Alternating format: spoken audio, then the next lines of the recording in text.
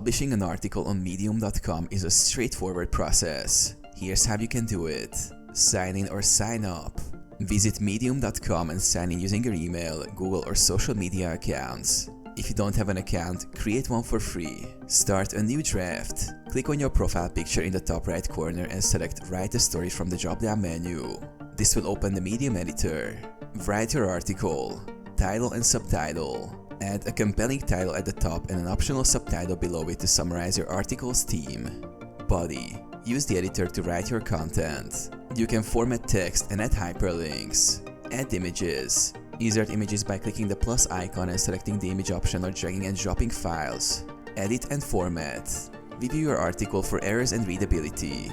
Use Medium's formatting tools to enhance visual appeal. Publish the article.